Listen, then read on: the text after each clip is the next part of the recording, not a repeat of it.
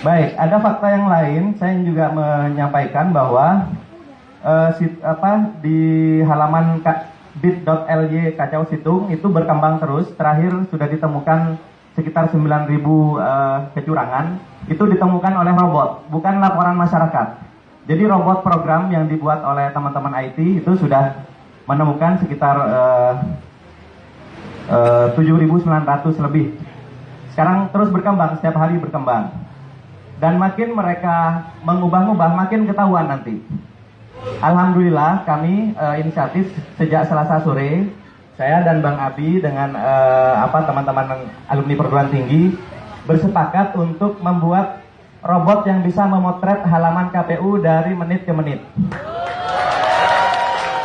Jadi saya hanya memerlukan 50 sampai 100 laptop untuk mengetahui sebuah TPS ini dipermainkan apa tidak angkanya. Jadi saya mungkin ada KPU atau perwakilan yang hadir di sini, tolong jangan dimainkan lagi. Jangan yang sudah curang dibenerin, kemudian diubah lagi, dilaporkan di sini dibenerin, tapi nanti curangnya dipindah ke yang lain. Nah ini jangan sampai seperti itu, karena kita punya rekamannya dari menit ke menit. Setiap halaman sampai ke TPS. Jadi nanti boleh di-query, boleh ditanya ke mesin kami, TPS ini pernah berubah berapa kali angkanya. Ya. Jadi, dan sistem ini kami tidak menghabiskan 24 triliun. Ya. Jadi, sistem saya hanya perlu menyewa laptop, 700.000 kali 100 laptop. Cuma 70 juta. Saya hanya memerintahkan staf saya 2 hari membuat aplikasinya. Saya kemudian hosting di menyewa server hanya $80 sebulan. Hanya 1 juta saja. Jadi nggak sampai 100 juta, KPU ini sudah hilang kredibilitasnya. Ya. Jadi nggak perlu bukti aneh-aneh. Itu ya. Dan saya cukup kerahkan 1 tentara lulusan SMK. Saya buktikan ijazahnya ya. Gak usah doktor, gak usah profesor. Sedangkan kita punya profesor banyak. Kita kasih aja, biar staf saya itu duduk, suruh nyalakan laptopnya, kemudian nyalakan. Gak usah bicara. Nanti setiap orang bisa query, nanya di mana saja kecurangan itu, gitu ya. Itu fakta-fakta yang harus kita lawan, gitu ya. Karena kejanggalan ini terlalu banyak. Kalau salah entry, Bapak Ibu sekalian beli tiket, salah entry nomor KTP saja tidak bisa masuk ya. Nama Bapak ditukar, ditaruh di nomor KTP. Nomor KTP-nya di nama Bapak atau nama Ibu ya. Kira-kira bisa pesan tiket atau tidak? Baik.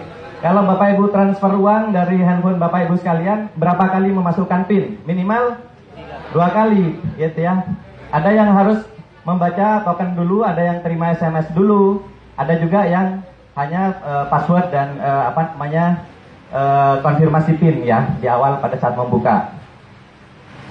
Tapi apakah di sistem KPU itu terjadi? Dengan gejala seperti sekarang terlihat, dipastikan itu tidak ada. Padahal itu adalah standar keamanan yang standar sekali, yang paling rendah. Sedangkan kita bisa melihat komposisi server dan sebagainya yang ada di KPU itu sekarang, itu bagaimana akses door-nya, kemudian ada log orang yang keluar masuk di situ. Username password yang didaftarkan itu apakah passwordnya dikirim lewat handphone atau dikirim lewat printout atau apa, gitu ya. Apakah ketika terima password harus langsung diubah setelah login pertama kali. Nah itu kan harus diperiksa semua. Oleh karena itu kami mengusulkan dengan kejadian yang sangat janggal ini, selain IT audit KPU secara teknologi, tapi kita juga perlu mengaudit orang-orangnya. Ya. Jadi dalam IT audit itu selain servernya, programnya, itu juga orangnya. Apakah betul sidik jari mereka didaftarkan misalnya untuk masuk ke ruang server? Dan server itu, mohon maaf, apakah betul ada di situ? Kemudian untuk masuk harus pakai VPN. Saya kok tidak yakin. Itu ya. Kemudian sekarang dari KPUD itu yang menginput data, saluran VPN-nya seperti apa. Kok rasanya nggak pakai VPN, sehingga semua jenis laptop, semua jenis komputer, bahkan mungkin handphone itu bisa mengakses situng KPU. Itu tidak boleh. Pertama, rawan untuk down ya. Yang kedua, rawan dimasuki oleh intruder. Yang ketiga, ya sudah, saya yang paling curiga, yang ketiga adalah social engineering. Jadi password-password itu memang sembarangan dikasih, atau dikasih ke orang-orang tertentu yang mengamati angka-angka yang gampang dimanipulasi. Misalnya 11, jadi 111. Dia nggak nginput misalnya 211, dia bikin 111. Karena nanti bisa bilang keyboardnya rusak Pak gitu. Itu ya, jadi lebih memilih nambah di depan daripada nambah 0 di belakang. Lebih banyak yang seperti itu kasusnya. Kemudian punya kita berapa, ada silang 111, silang 11, dimasukkan 111. Nanti bilang, Pak maaf Pak ngantuk. Nah yang seperti ini boleh jadi. Oke guys, kita akan cek di website KPU ya. Lihat keanehan apa yang terjadi di website KPU. Karena setelah ini sudah bisa diakses. Oke, check it out. Ya, silakan dicek pada Jawa Barat, Kota Bandung, Babakan, Ciparai, Margahayu Utara, TPS 060.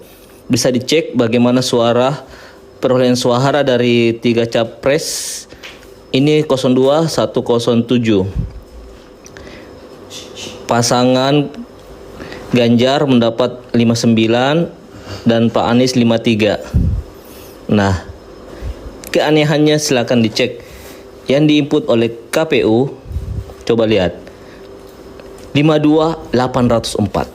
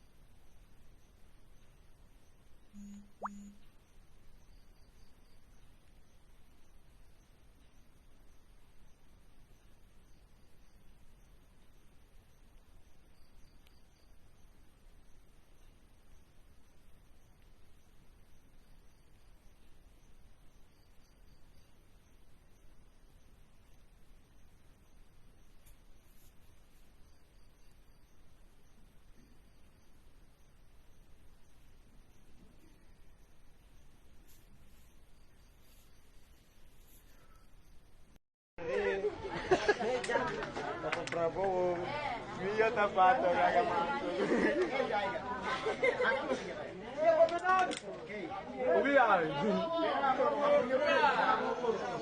Prabowo, Presiden NKRI.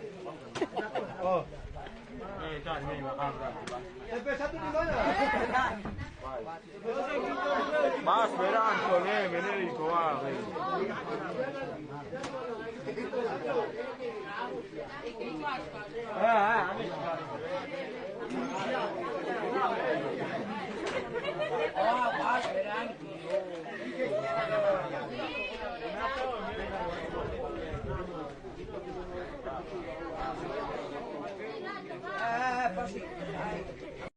Oke, kita lanjut di Bali, Badung, Abian Semal, Selat, TPS 007. Di sini Bapak Anies memperoleh suara 7, Pak Prabowo 445, Pak Ganjar 110 suara. Oke, kita cek C1 hasilnya.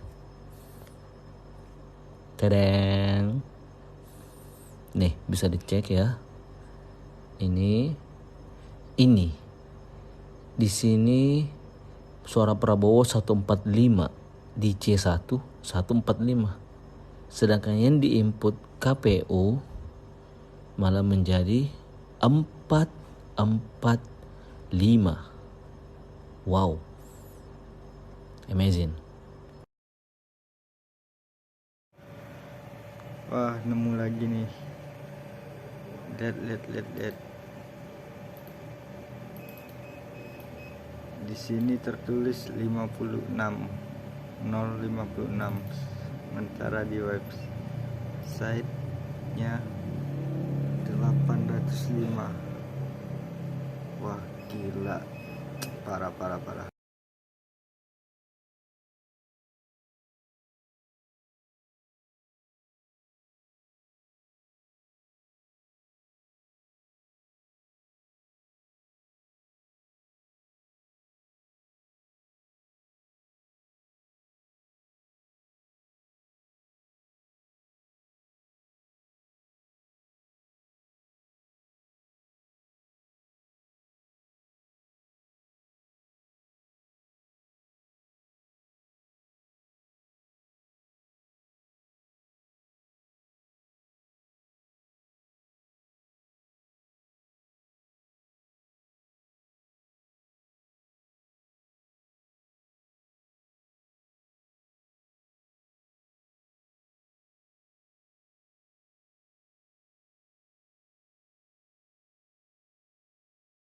Jangan kita larut bawa, nanti kapan lagi presiden ada darah languan, jangan.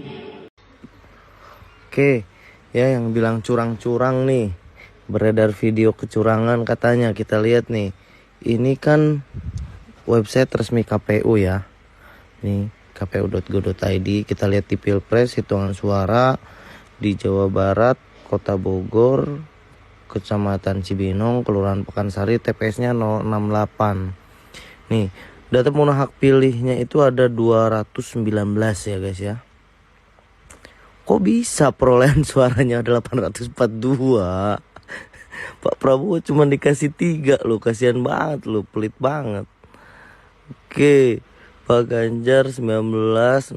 Kita lihat formulir C1-nya. Nih, data yang benernya itu 01 dapat 92 suara, 02 dapat 103, ya 03 memang 19. Gila, 800 loh, 842, luar biasa, keren. Jadi yang curang siapa sih sebenarnya? Kacau dah.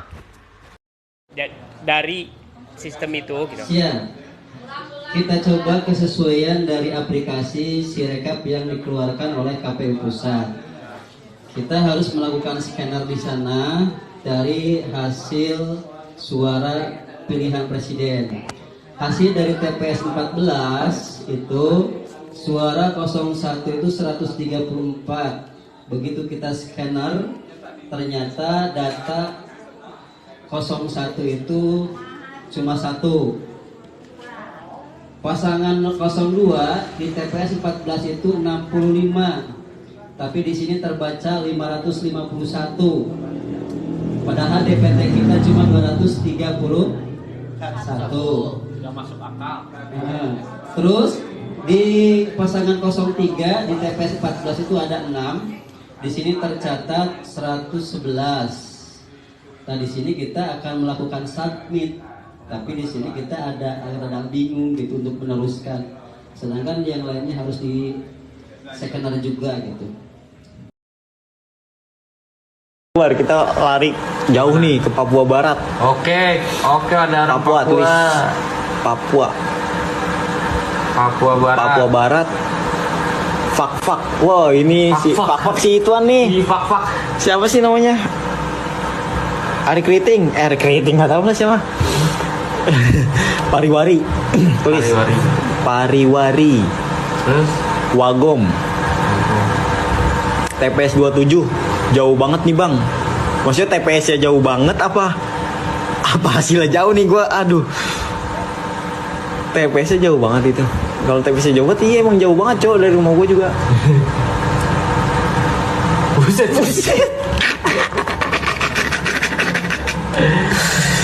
Astaga, jumlah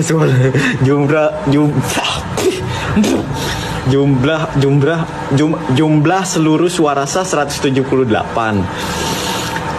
Anies 65, Ganjar 3, Prabowo 1100.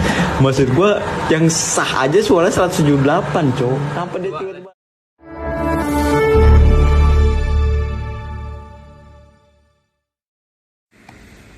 Oke, kita lanjut memeriksa, masih di Provinsi Sumatera Utara, Kota Tebing Tinggi, ke Kecamatan Bajenis, Desa Brohol. Kita cek di bawah. Nah, ini ada angka yang fantastis.